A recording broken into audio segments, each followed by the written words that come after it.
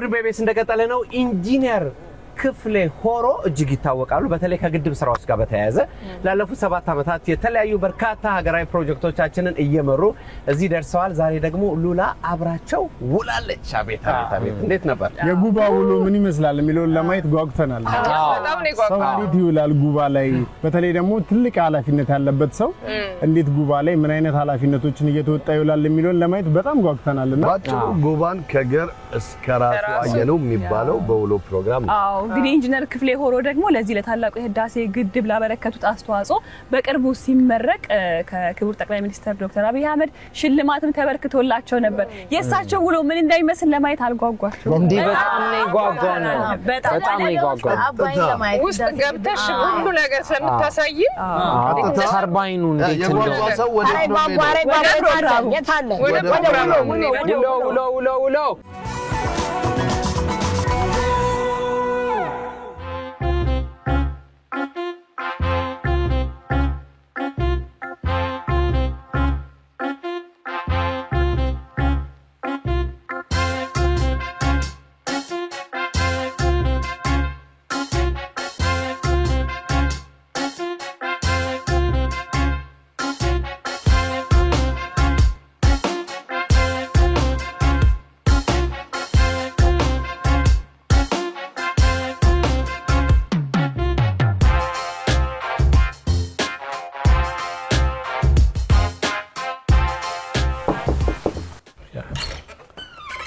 ተናስተን እንኳን ደህና መጣሽ እንዴት ነበር አዳር እንዴት ነው ደህና ይመስገን ሁሉ ሰላም አረፍ በይ እቺ የበረሃ ቤት ጥሩ ናት እንግዲህ ያው ለማስመሰል አይ ቆንጆ ኢንጂነር ክፍሌ ሆሮ የታላቁ የህዳሴ ግድብ ፕሮጀክት ማናጀር ኖት በቅርቡ ደግሞ ግድባችን ለምርቃት ለውጤት በቅቷልና በመጀመሪያ እንኳን ደስ አሎት ብዬ ልጀምር እንኳን አብሮ ደስ አለን ያው የሁላችን ጥረት የሁላችን ልፋትና ጸሎት ስለሆነ የጋራ ነው እንኳን አብሮ ደስ አለን ኢንጂነር ክፍሌ ሆሮ ማን ናቸው ከሚለው ሲንጀምር ክፍሌ ያው አብዛኛው ስራውን በሃይድሮ ኤሌክትሪክ ይሰራ መሐንዲስ ነው ብዙ ፕሮጀክት ላይ የተሳተፈ ነው ከግልገል ግቤ አንድ ጀምሮ በለሳ ኃይል ማመንጫ እንደዚሁም በተለያዩ የኢትዮጵያ ኤሌክትሪክ ኃይል በስራዎች ውስጥ ብዙ ተሳትፎ ያለው እንግዲህ የበለሳ ኃይል ማመንጫ ፕሮጀክት በሚሰራበት ወቅት ከበለሳ ኃይል ማመንጫ ሆነው የታላቁ የኢትዮጵያ ህዳሴ ፕሮጀክት ጥናት ሲካሄድ ነበር ከ2010 በፊት እንደ አውሮፓ አቆጣጠር እና ጥናቶች ከዛ ነበረ በኋላ ያው ጥናቱ አልቆ ወደ መንግስት በሚቀርብበት ጊዜ ይሄን ጥናት ኖቬምበር 2010 ውስጥ ነበረ እና ይሄን የቀረበውን ጥናት ገምግማችሁ ኮንትራክት ተፈርሞ ስራ እንዲገባ የሚል ነበር ከዛ እኔና ስመኘው ሁለታችንም የፕሮጀክት ኃላፊዎች ሆነን ተመደብነ ስመኘው በኤሌክትሮ በሲቪል ስራዎች እኔ ደግሞ የኤሌክትሮ ሜካኒካል እና የሃይድሮሊክ ስቲል ስትራክቸር ምንድነው የጄነሬተር የተርባይን እንደዚሁም ደግሞ የውሃ ማስተላለፊያዎችን የሚዝ ትልቅ ኮንትራክት ነበረ እንትን ለሱ ላይ ፕሮጀክት ማናጀር ሆኜ ሁለታችንም በእኩል ስንሰራ ነበር ፕሮጀክቱ የሄደ አንድ አመት ከ8 ወር በፕሮጀክት ኃላፊነት እየሰራው ያለ ያው በአንዳንድ ቴክኒካል ጉዳዮች መግባባት አልተቻለም በዛ ምክንያት ያው እኔም ፕሮጀክቱን ለቀቅኩ በኋላ በ2018 ኖቬምበር ላይ እንደገና ወደ ፕሮጀክቱ በፕሮጀክት ማናጀርነት እንዲመራ ተጠየቅኩኝ በደስታ ነው የተቀበልኩት እንግዲህ በእግዚአብሔር ብርታት በመንግስት ድጋፍ እንደዚሁም በህዝብ አንድ ላይ ሆነን እንግዲህ ፕሮጀክቱን ለዚህ ማብቃት ተችሏል እና ክብሩም ምስጋናውም ለኢትዮጵያ ህዝብ ለመንግስትና ለእግዚአብሔር ይገባል እኔም ደግሞ ዛሬ ይሄንን ፕሮጀክት ተመርቆ ሳይርቅ በቅርቡ እዚህ ቦታ ላይ ተገኝቼ ከርሶ ጋር ውሎዬን ላደርግ ስለሆነ ትልቅ ክብር ነው የሚሰማኝ በመጀመሪያ እሱን ላመስግኖትና ቀኖት ምንድነው የሚመስለው ዛሬ እንግዲህ ምንድነው ለጊዜ ያው እዚህ ፕሮጀክት ላይ ስራ የሚጀምረው ጠዋት 1 ሰዓት ነው 2 ሺፍት ነው ያለን በቀን ውስጥ 24 ሰዓት ነው የሚሰራው በሁለት ሳምንት አንድ ቀን ብቻ ነው የሺፍት መለዋወጫ ስለዚህ 24 ሰዓት 7 ማለት ይቻላል ሁሉ ጊዜ ጠዋት ለሁለት 10 ጉዳይ ላይ ስብሰባ እናደርጋለን ከኮንትራክተሮች ጋር እና በየቀኑ የሚሰራውን ስራ እንነጋገራለን። እኛም ደግሞ በፕሮጀክት ማኔጅመንት ላይ ያለን ሰዎች የቀን ውሏችን ምን ይመስላል፣ ምን ቻሌንጅ ይገጥማል፣ ምንስ ነገር ማድረግ አለብን የሚለውን ተነጋግረን ያው እንግዲህ በየፊናው የኛ በተለይ የኛ የፕሮጀክት ኃላፊዎች የቁጥጥር ስራውን በትክክል መሰራቱን መከታተል ስለሚሆን ቀኑን በሙሉ እሱን በየቦታው ዞረን በማየት ነው ቀኖቻችንን ከጧት እስከ ማታ የምንጨርሰው። ግን ከዛ በፊት ያው ቀናችን ረጅም ስለሚሆን እንግዲህ እንደ አዲስ አበባ ተጠብቁ ባለችው መጠን ቁርስ ቀምሰን ብንሄድ ጥሩ ነው እንችላለን።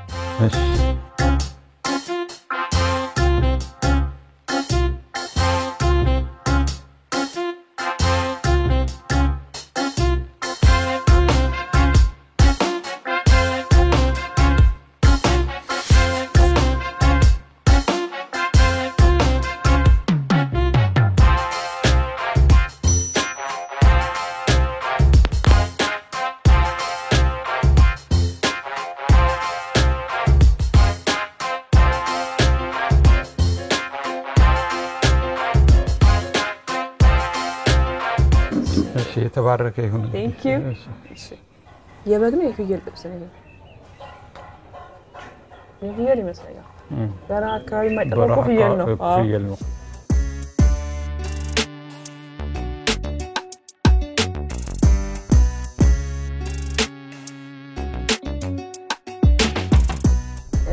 ኢንጂነር ክፍሌ ባለትዳርና የሁለት ልጆች አባት ነው። እንዴት እያደረጉ ነው የቤተሰቡን ሁኔታ የልጆቹንና ስራውን እያስኬዱ የነበረው? ምንድነው ያው ልጆች እንግዲህ ቤተሰብ ከንተኖች ሁሉ አንዱን ቤተሰብ ኃላፊነት መውጣት ግዴታችን ስለሆነ እረፍት በመኖራቸው ጊዜ ይመጣሉ። እረፍት በማይኖርበት ጊዜም ደግሞ በየጊዜው ከታተላቸዋለሁ እና ያው የስራንና የቤተሰብን በተቻለ መጠን ባላንስ ሚዛኑን ጠብቆ ለመሄድ ብዙ ጊዜ ሙከራ አደርጋለሁ። እዚህ በሚቆይበት ጊዜ ከተለመደው ከምናውቀው ከምንኖርበት ለየት ያለ አካባቢ ነውና አቶ ክፍሌ ምን አይነት ማንነት ነው ያላቸው? ያው ብዙ ጊዜ በመግባባት እሰራለሁ። ትንሽ ርህራሄ ታበዛለህ የሚሉኛል አንዳንድ ወቅት ላይ። ግን ምንድነው እኔ ተፈጥሮ ያው ሲፈለግ እንደ ዲፕሎማት ጥሩ ዲፕሎማት መሆን፣ ከዛ በኋላ ደግሞ ችግር በሚሆንበት ጊዜ ደግሞ ኃይለኝነትንም አግሬሲቭነትንም አሳያለሁ። ስለዚህ ሁለቱም ባላንስ አድርጌ ነው የሚሄደው። ፕሮጀክቱ በብዙ ጭንቀት ውስጥ የታለፈ ነው። ያው ሁሉ ጊዜ ምንድነው እንደ አይነት ፕሮጀክት የምንመራ ሰዎች ፎከስ ማድረግ ያለብን ችግር ይፈጠራል። በየቀኑ የተለያዩ ችግሮች ለችግሩ ወደ መፍትሄ ነው ማሰብ ያለብን። የዛ አይነት አመለካከት ነው ያለኝና ይሄም አመለካከት ረድቶኛል ብዬ አስባለሁ። በምህንድስና ተመርቄ ከ4 ቀን በኋላ ነው የሃይድሮ ኤሌክትሪክ ፕሮጀክት ላይ ለጥናት ሳይት ሄደን ጥናት አካሄደን ስራውን የጀመርኩትና ብዙ ፈተናዎች ውስጥ ነበር ስናልፍ የነበረው። እነዚህ ፈተናዎች ያው ወደ መፍትሄ እንዲሆን ወደ መፍትሄነት አቅጣጫ አስተሳሰብ እንዲይዝ ረድቶኛል።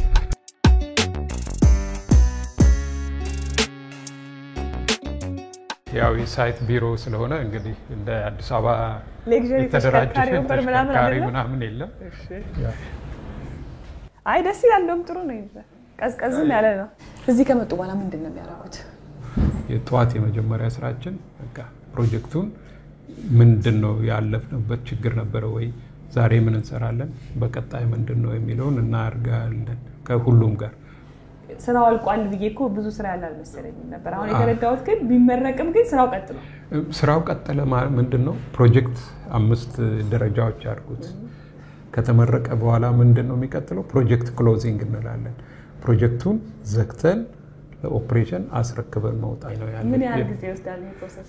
በአብዛኛው ኮንትራክቶቹን ምኖቹን ከ4 እስከ 6 ወር እንዘጋለን። ከዛ አስረክበን ለኦፕሬሽን ሰጥተን እንወጣለን።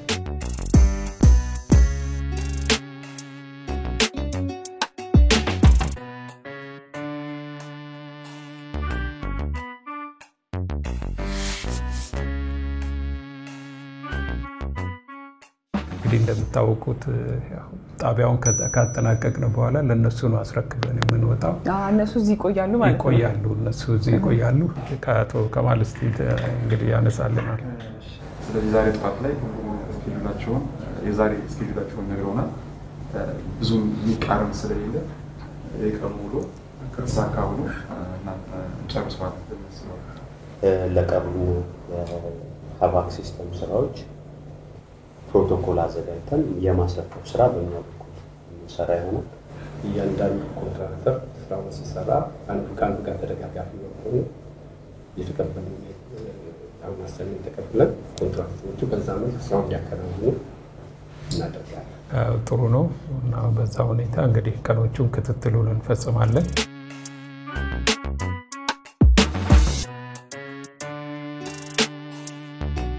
በጣም በህይወቱ የተደሰቱበት ቀን መቼ ነው?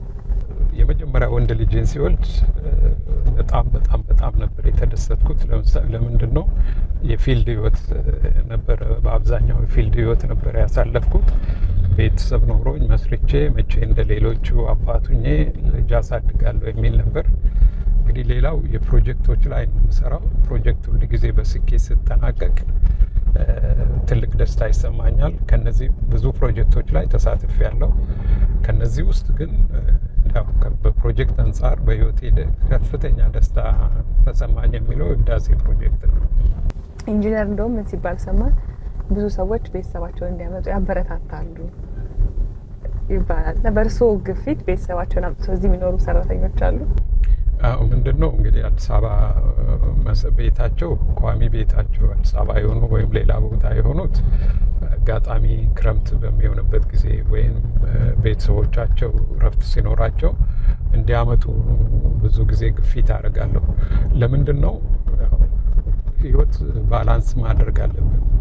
ስራን ብቻ ላይ ማተኮር ጥሩ ነው፣ ግን ቤተሰብንም መዘንጋት ጥሩ አይደለም። በዛ በላይ አንዳንድ ቤተሰብ ምን ያክል ስራ ችግር ውስጥ እንዳለን አይረዱም ይሆናል። ግን ቤተሰብ መጥቶ እዚህ በሚያይበት ጊዜ በምን ያክል የስራ ጫና ውስጥ እንደምንሰራ ይገነዘባሉ። ኢንጂነር ምን ያዝናናውታል? ብዙ ጊዜ መጽሐፍ፣ አንዳንድ ጊዜ ማንበብ፣ ከዛ በኋላ ከቤተሰቦቼ ጋር ጊዜ ማሳለፍ ከሚያዝናኑኝ እንትኖች ናቸው። ኳስ ይወዳሉ? ተጫዋች አይደለሁም። ድሮ እንኳን አልፎ አልፎ ኳስ ያለው ግን ብዙም አይደለም። አሁን ጊዜውም የለም።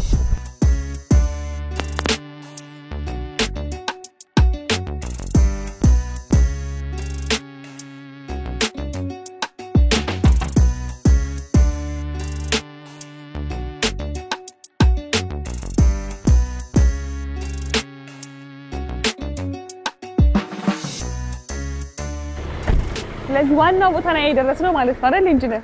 ዋናው ቦታ ላይ ደርሰናል ማለት ነው። ዋናው ግድቡ ሙሉ በሙሉ የምታይበት ቦታ ላይ ደርሰናል። ከዚህ በደንብ ይታያል ሁሉም ነገሮች። ኃይል ማመንጫዎቹ እነኚህ ሁለት ተራሮች መሃል ስትገድቢ ውሃ ከበስተጀርባው ይተኛል ማለት ነው። ይሄ ተወርውሮ ሄዶ ተርባይኑ ሲመታ ተርባይኑ ወደ መካኒካል ኢነርጂ ይቀይረዋል። እንደገና ተርባይኑ ደግሞ ወደ ጄኔሬተሩን ያሽከረክርና ወደ ኤሌክትሪካል ይቀይራል።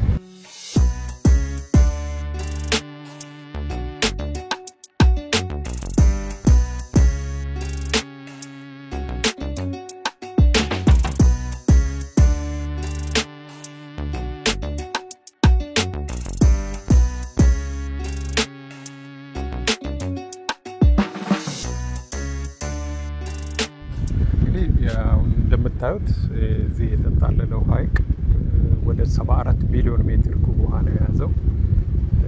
ከኢትዮጵያ ትልቁ ሐይቅ ነው የሚሆነው፣ ሰው ሰራሽ ሐይቅ።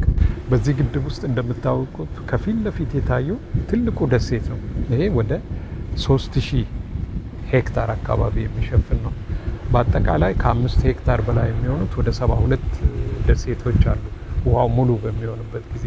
እስቲ የታላቁ የህዳሴ ግድብ ለሀገራችን ወይም ለህዝቡ ምንድን ነው የሚያበረክተው አስተዋጽኦ የሚለውን ደግሞ ከሰሩት አንደበት ብንሰማው ደስ ይለኛል። ይሄ ኃይል ማመንጫ ቢሸጥ በአመት አሁን ለምሳሌ ለኬንያ ጋር በ6 ሳንቲም ነው እየሸጥን ያለ ነው። 1 ኪሎዋት አወር ይሄን እዚህ ጋር የምናመነጨውን 15760 ኪሎዋት አወር ኢነርጂ ብንሸጥ ወደ 1 ቢሊዮን ዶላር የሚገመት ነው የምናተርፈው። በምስል ስናየው ከውጭ ሆነን ስናየው አነስ ብሎ ነው የሚታየው። ቦታው ላይ ሲቆም በጣም ግዙፍ ነው የምንለው። ብዙ እንትን አለ። በአፍሪካ ውስጥ አንደኛ ግድብ ነው ለሃይድሮ ኤሌክትሪክ። በዓለም ላይ አሁን ባሉት በተገነቡት የሮለር ኮምፓክትድ ኮንክሪት ወይም አርሳሲ ግድብ ላይ በዓለም ትልቁ ነው በቮሊዩም ማለት ነው። ወደ 10.7 ሚሊዮን ሜትር ኩብ ኮንክሪት ነው ተዳምጠው ይሄ የተሰራው። ይሄም ትልቅነቱና ግዙፍነቱን ያስረዳል።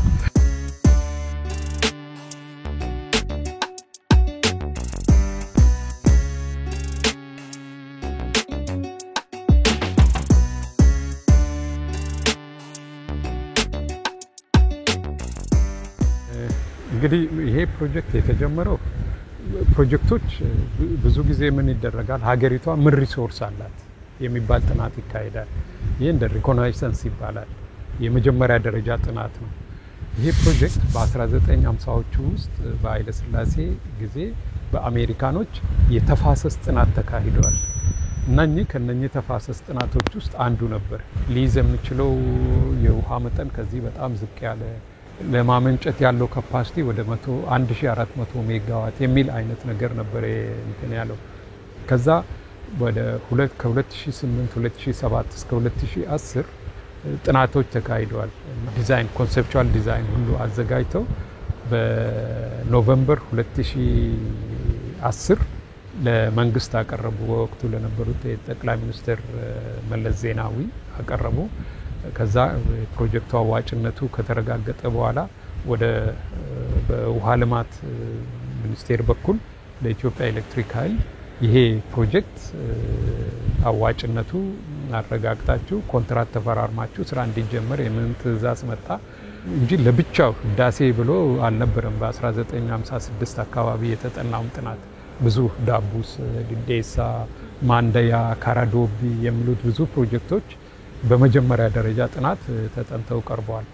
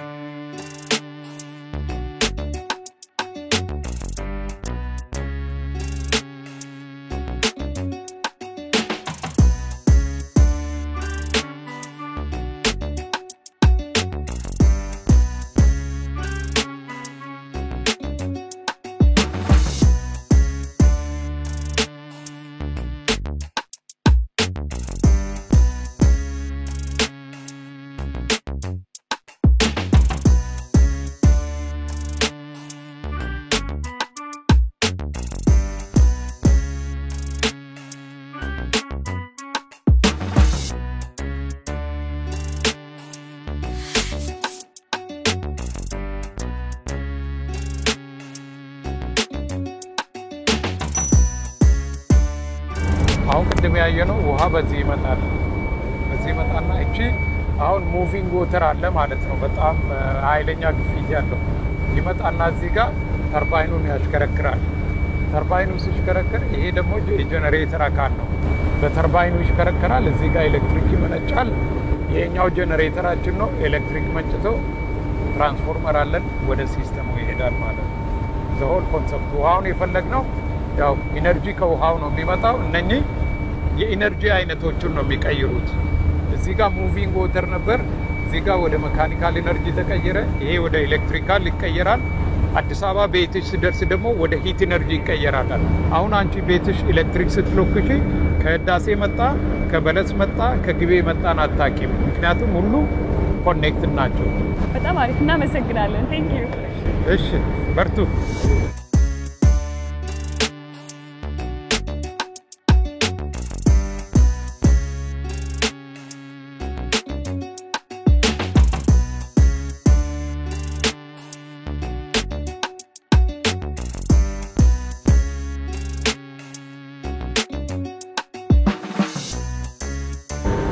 ይሄ ጋቨርነር ነው። ጋቨርነር ማለት ዋናው ተርባይኑን ኮንትሮል የሚያደርግ ነው። አውቶማቲክ ነው። ስለዚህ ይሄ ምን ያደርጋል? ኃይል መጣ የሚለውን ሴንስ ያደርግና ኃይል ሲመጣ ብዙ ውሃ፣ ኃይል ሲራገፍ ደግሞ አንድ ሰው ፋብሪካውን ሲዘጋ ደግሞ ከሱ ጋር እኩል የሆነውን ውሃውን ይቀንስና ሁሌ ኮንትሮል ያደርጋል።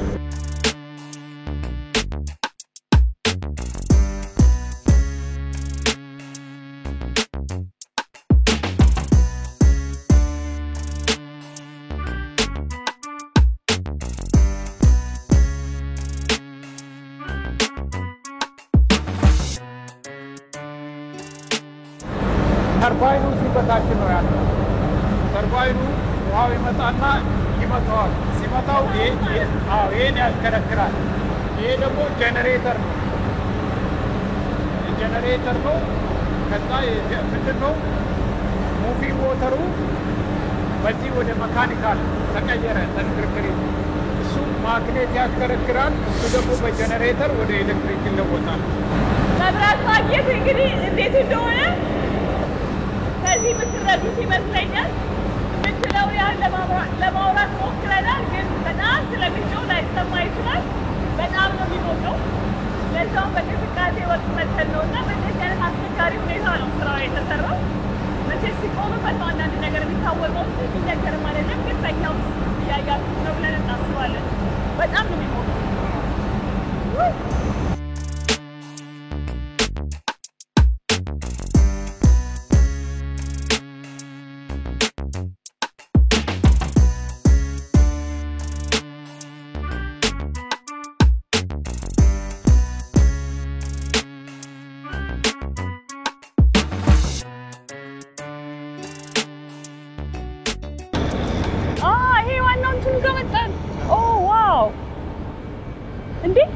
ደረጃው አጭር የሚመስለው ይሄ ነው እኮ እንደዚህ ነው።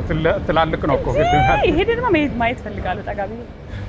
አሁን ይሄ ከውጭ ስታዩ ትንሽ ይመስላል፣ ግን 8 ሜትር ከ50 ነው። 3 ፎቅ ማለት ነው።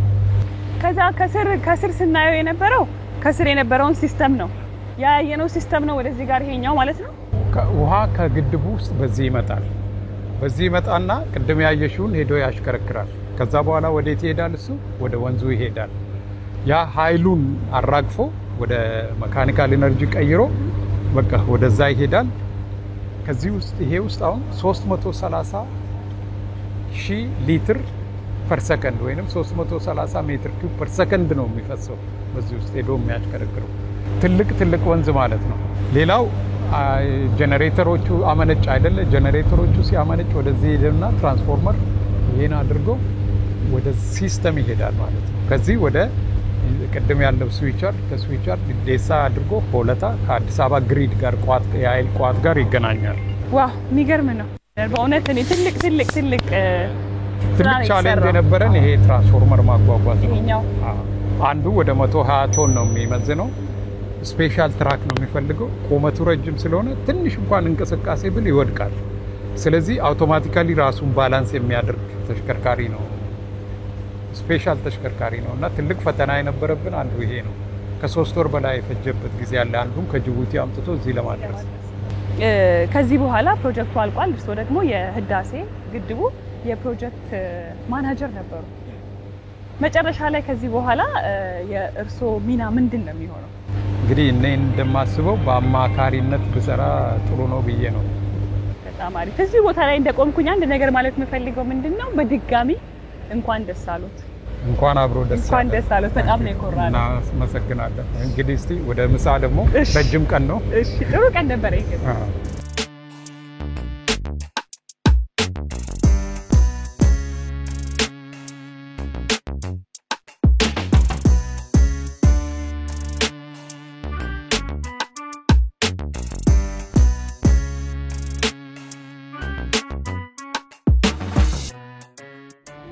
እንግዲህ ካረፈደም ቢሆን ጥሩ ምሳ አግኝተሻል ብዬ ነው የማስበው። በጣም ቆንጆ ምሳ ነበር የበላነው። ቡናችንም ቆንጆ ነው። አዎ ቆንጆ ቡና አለ። ምሳው በጣም ቆንጆ ነበረ።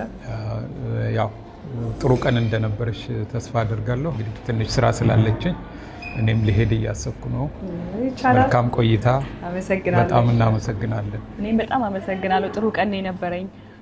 የስራችሁን ክብደት ያው ከሩቅ ሆኖ ለሚያየው ሰው አይታወቅም ማለት ውጤቱን ስለሆነኛ ብዙ ጊዜ የምናየውና ዛሬ ግን የተማርኩት ምን ያህል በከባድ ሁኔታ ውስጥ አልፋችሁ ይሄንን ታሪካዊ ግድብ ለግብ እንዳደረሳችሁ የተማርኩበት ጥሩ ቀን ነበረ። ደስ ብሎኝ በቃ ማረሳው ከመላቸው ውሎች አንዱ ነው የሚሆነው ከርሶ ጋር ሳለፍኩትና ከዚህ በኋላ ባለው በቀሪ ዘመኖ ደግሞ መልካሙን ሁሉ ልመኝና እኔም ልሰናበት። እኔም በጣም አመሰግናለሁ ስለመጣችሁ ፕሮጀክቱንም ለህዝብ ለማድረስ ለማስተዋወቅ ከፍተኛ ወደፊት ደግሞ የሚኖረውን ፖቴንሻል የቱሪዝም ፖቴንሻል ኢንቨስትመንት ፖቴንሻል ለህዝብ ታሳያላችሁ ብለን ተስፋ እናደርጋለን። በጣም አመሰግናለሁ። በጣም አመሰግናለሁ። በተሰራው ስራም እጅግ ኮርቻለሁ። እንግዲህ የጋራ ጥረታችን ነው። አመሰግናለሁ። መልካም